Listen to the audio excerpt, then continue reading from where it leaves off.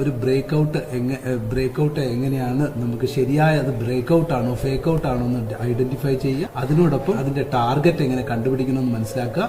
ബ്രേക്ക്ഔട്ട്സിന് വേണ്ടുന്ന മിനിമം മാനദണ്ഡങ്ങൾ എന്തൊക്കെയാണെന്ന് നിങ്ങൾക്ക് മനസ്സിലാക്കുക. ബ്രേക്ക്ഔട്ട് സ്റ്റോക്ക് ഞാൻ ആക്ച്വലി ബ്രേക്ക്ഔട്ട് സ്റ്റോക്സ് എങ്ങനെ നമുക്ക് അടുത്ത ഹൈ കണ്ടുപിടിക്കാം എന്നുള്ളത് ഞാനൊരു ക്ലാസ് ആയിട്ട് പറഞ്ഞുതരാം.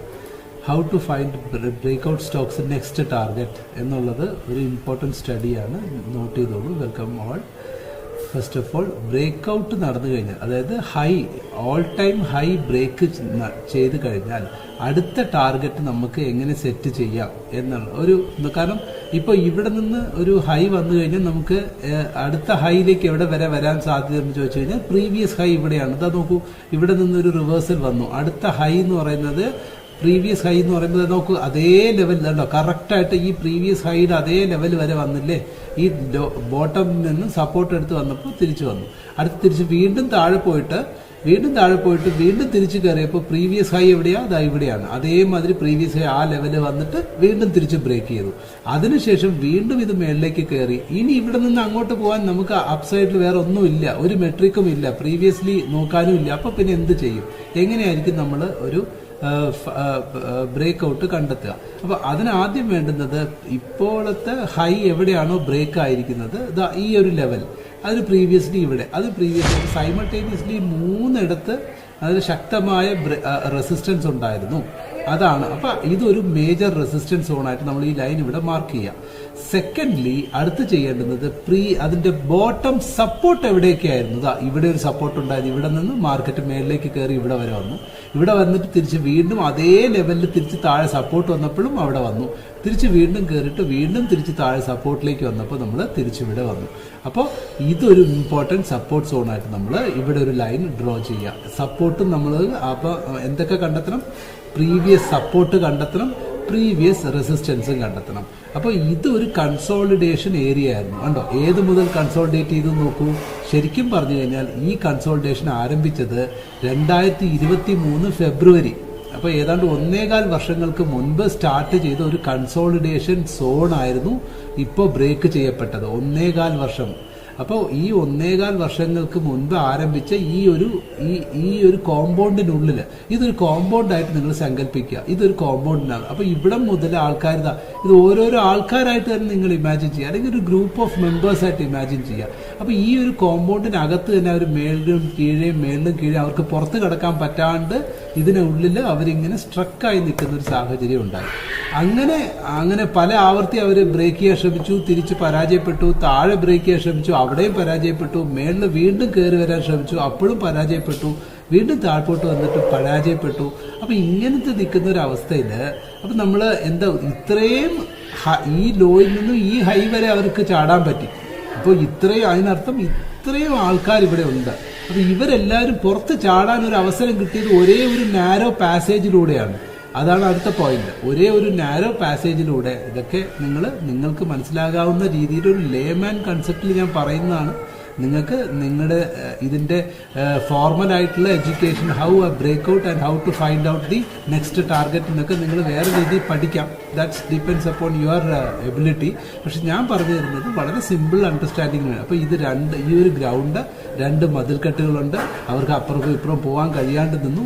അവസാനം അവരൊരു നാരോ പാസേജിലൂടെ പുറത്തേക്ക് ചാടി തുടങ്ങി, ജസ്റ്റ് ഒന്ന് പുറത്തേക്ക് വന്നു. അപ്പോൾ ഇനി മൊത്തത്തിൽ ഇവരെല്ലാവരും, അപ്പോൾ ഒരിക്കലും വെളിയിൽ വന്നു കഴിഞ്ഞാൽ ഇവരെല്ലാവരും പുറത്തേക്ക് വരണമല്ലോ. അപ്പൊ അങ്ങനെ പുറത്തേക്ക് വരണമെങ്കിൽ ഇവരെ മൊത്തത്തിൽ നമ്മൾ എന്ത് ചെയ്യാം? ഈ ലോ താഴത്തെ സപ്പോർട്ട് എടുത്തു, പിന്നെ ഈ ഹൈ മേളിലത്തെ ഏതുവരെ ഇവര് പ്രീവിയസ്ലി മേളിലും താഴെയും പോയത് ഡിസ്റ്റൻസ് എടുക്കുക. എന്നിട്ട് ആ ഡിസ്റ്റൻസ് ഇവിടെ നിന്നിട്ട് ഈ ഒരു ഹൈ സ്കെയിൽ സെലക്ട് ചെയ്യുക. എത്ര? 38%. അവിടെ നിന്ന് അടുത്ത എപ്പോഴാണോ ഏത് പോയിന്റിലാണോ അവർ പുറത്തേക്ക് ചാടിയത് ആ പോയിന്റ് ഇമ്പോർട്ടൻ്റ് ആയിട്ട് നിങ്ങൾ മാർക്ക് ചെയ്തിട്ട് മാർക്ക് ചെയ്യുമ്പോൾ നോക്കൂ. ഇപ്പോൾ നമുക്ക് ഇവിടെ നിന്ന് അപ്സൈഡിലേക്ക് ഒരു 27% ഒരു ഹൈ അപ്പോൾ ഓൾമോസ്റ്റ് ഇപ്പോൾ എവിടെയാണ് നമുക്ക് വെക്കേണ്ട സാധ്യത? അപ്പോൾ ഈ 28% 7 എന്ന് പറയുന്നത് നമുക്ക് എന്ത് ചെയ്യാം? കുറച്ച് നമുക്കൊരു കൺസർവേറ്റീവായിട്ട് തിങ്ക് ചെയ്ത് കഴിഞ്ഞാൽ, അതായത് ഇത്രയും നമ്മൾ ഹൈ വരുമോ എന്നൊക്കെ ചിലപ്പോൾ ഒരു അതിശയോക്തി നിങ്ങൾക്ക് ഉണ്ടാവും. 3168 കാണുന്നത്. ഇപ്പൊ നിൽക്കുന്ന സോണ് 2630, ഏതാണ്ട് 530 പോയിന്റ് ഇനിയും കയറുമോ എന്നൊക്കെ ഒരു സംശയം നമുക്കുണ്ടാവും. അപ്പൊ അത് മാത്രമല്ല, പെർസെൻറ്റേജ് വൈസ് നോക്കുമ്പോൾ 27% കാണിക്കുന്നു. അപ്പൊ നമുക്ക് ഒരു ന്യായമായും അതിനെന്ത് ചെയ്യാം? റൗണ്ട് ചെയ്ത് നമുക്ക് അതിനെ 27 എന്നുള്ളത് നമുക്കൊരു 25%, കുറച്ച് കൺസർവേറ്റീവായിട്ട് കുറച്ചും കൂടെ ലോ വന്നു. അപ്പോൾ ഈ ലോ ഒരുവിധം നമുക്ക് സാധൂകരിക്കാം. അപ്പോൾ ഇനി വരും ദിവസങ്ങളിൽ ഈ പറയുന്ന മാസ്ഡോക്ക് എന്ന് പറയുന്ന സ്റ്റോക്ക് ഇത്രയും കാലത്തെ എന്താ പറയുക, ദൂരപരിധി ഇത്രയും കാലം ഉണ്ടായിരുന്നല്ലോ, ഇവിടെ നിന്ന് ഇതുവരെയും കൺസോൾട്ടേറ്റ് ചെയ്ത സാധനം ബ്രേക്ക് ഔട്ട് കൊടുക്കുമ്പോൾ അത് തീർച്ചയായിട്ടും നല്ല ശക്തിയോടുകൂടി അത് മേൽപോട്ടേക്ക് കയറി ഈ പറയുന്ന ഏതാണ്, അപ്പോൾ നോക്കൂ താഴ്ത്തി വന്നപ്പോൾ ഏതാണ് നമുക്കൊരു റൗണ്ട് ഫിഗറും കിട്ടി, 3106 അല്ലെങ്കിൽ 3100. ഒരു നമുക്ക് സാറ്റിസ്ഫൈങ് ആയിട്ടുള്ള ഒരു കൺക്ലൂഷനിലേക്ക് എത്താനും പറ്റും. അപ്പോൾ ഓൾമോസ്റ്റ് ഇപ്പോൾ 2620 2600 എന്ന് വെച്ചോളൂ. 2600 നിന്ന് 3100, ഇനി ഒരു 500 പോയിന്റ് ധാരാളം. 2600 റേഞ്ചുകളിലൊക്കെ നിൽക്കുന്ന സ്റ്റോക്കിന് 500 പോയിന്റ് എന്ന് പറഞ്ഞാൽ 20%, ഹാർഡ്ലി ഒരു 20% ബ്രേക്ക് ഔട്ടിന് സാധ്യതയുണ്ടോ എന്ന് ചോദിച്ചാൽ ഉണ്ട്. 1.25 വർഷത്തെ ബ്രേക്ക് ഔട്ടിന് ഒരു 20% ഒക്കെ മൂവ്മെന്റ് കൊടുക്കുക എന്ന് പറയുന്നത് അത് വലിയ സർവ്വസാധാരണമായിട്ടുള്ള കാര്യമായിട്ട് തന്നെ നമുക്ക് കൺസിഡർ ചെയ്യാം. സോ ഇത് എങ്ങനെ കൺസിഡർ ചെയ്യാം? ഒറ്റ ദിവസം കൊണ്ടല്ല, വരുന്ന ഒരാഴ്ചക്കുള്ളിലോ ചിലപ്പോൾ 1-2 ദിവസങ്ങളിലോ അല്ലെങ്കിൽ ഒരാഴ്ചക്കുള്ളിലോ ഉറപ്പായിട്ടും അപ്പോൾ ഈ സ്റ്റോക്കിന് എന്താണ് കൺഫേം, അതിന് എന്തൊക്കെ മാനദണ്ഡങ്ങൾ നമ്മളിവിടെ പാലിക്കണം എന്നുള്ളത് നോക്കൂ. ഒരിക്കൽ വന്നു മിനിമം 3 റെസിസ്റ്റൻസ്, ഇവിടെ 3 അല്ല 4 ലെഗുകളുണ്ട്. ഒരിക്കൽ ഇവിടെ വന്നു, ഒരിക്കൽ ഇവിടെ വന്നു, വീണ്ടും ഒരിക്കൽ ഇവിടെ വന്നു, വീണ്ടും ഒരിക്കൽ. അപ്പോൾ എത്ര ലെഗുണ്ട്? ഒരു റെസിസ്റ്റൻസ് ലെഗുണ്ട്, രണ്ടാമത്തെ ലെഗ്, മൂന്നാമത്തെ ലെഗ്, നാലാമത്തെ ലെഗ്, 5ാമത്തെ ലെഗ് ബ്രേക്ക് ചെയ്തു. അപ്പോൾ this is considered to be ഒരു ട്രേഡേഴ്സിന്റെ അല്ലെങ്കിൽ ഒരു പക്ക പ്രൈസ് ആക്ഷൻ പ്രോട്ടോകോൾ ഫോളോ ചെയ്യുന്ന ഒരു ട്രേഡിംഗ് സിസ്റ്റത്തിൽ this is considered to be a master breakout. Solid. ഞാൻ പറഞ്ഞു തുടങ്ങിയ സമയത്ത് ഈ സ്റ്റോക്ക് 2560 പറഞ്ഞെങ്കിലും പിന്നീട് അത് 2530 24 വരെ താഴ്ന്നിട്ടാണ് വീണ്ടും അത് മേൽപോട്ടേക്ക് കയറിയത്. വീണ്ടും ഇപ്പൊ 2629 നിൽക്കുന്നു. ഓൾമോസ്റ്റ് അവിടെ ഒരു ഹൈ വന്നു, ദെൻ അഗെയിൻ ഒരു റീട്രേസ്മെന്റ് വന്നു, then again it went up to this level.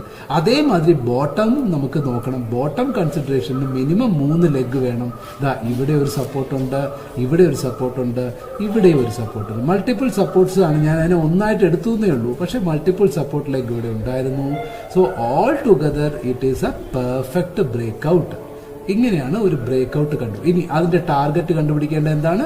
അവിടെ ഹൈയും ലോയും നമ്മൾ മാർക്ക് ചെയ്യുന്നു, സപ്പോർട്ട് സോൺസ് മാർക്ക് ചെയ്യുന്നു. ഈ ടോട്ടൽ ഡ്യൂറേഷൻ ഈ ആവറേജ് ഹൈ എത്രയാണോ ആ ഹൈ വരെ പോകാൻ സാധ്യതയുണ്ട്. നമ്മളൊരു കൺസർവേറ്റീവായിട്ട് അത്രയും വേണ്ടിയില്ലെങ്കിലും കുറച്ചും കൂടി താഴ്ത്തി നമുക്ക് വീണ്ടും ഇനിയും താഴ്ത്തണമെങ്കിൽ വീണ്ടും താഴ്ത്താൻ ഞാൻ തയ്യാറാണ് ഫോർ എ ബെറ്റർ കൺഫർമേഷൻ. ഇപ്പൊ 24% എന്നുള്ളത് നമുക്ക് 20% കുറച്ചാൽ തന്നെ, ഇനിയും 20ലേക്ക് വന്നാൽ തന്നെ നോക്കൂ, 20% വന്നാൽ 3000 വെച്ചാൽ പോലും 20% അത് short it is a definitively possible ആയിട്ടുള്ള ഒരു ഏരിയ ആയിട്ട് നിങ്ങൾക്ക് കൺസിഡർ ചെയ്യാം. സോ എല്ലാവർക്കും മനസ്സിലായല്ലോ അല്ലേ? ഒരു ബ്രേക്ക്ഔട്ട് എങ്ങനെയാണ് നമുക്ക് ശരിയായ അത് ബ്രേക്ക്ഔട്ട് ആണോ ഫേക്ക് ഔട്ട് ആണോ എന്ന് ഐഡന്റിഫൈ ചെയ്യുക. അതിനോടൊപ്പം അതിന്റെ ടാർഗറ്റ് എങ്ങനെ കണ്ടുപിടിക്കണമെന്ന് മനസ്സിലാക്കുക. ബ്രേക്ക്ഔട്ട്സിന് വേണ്ടുന്ന മിനിമം മാനദണ്ഡങ്ങൾ എന്തൊക്കെയാണെന്ന് നിങ്ങൾക്ക് മനസ്സിലാക്കി തരാൻ ഞാൻ കഴിഞ്ഞു. ഇതെല്ലാം ഓക്കെയാണ്. എല്ലാവർക്കും വീഡിയോ ഇഷ്ടപ്പെട്ടെങ്കിൽ വീഡിയോ ലൈക്ക് ചെയ്യുക. Okay, thank you.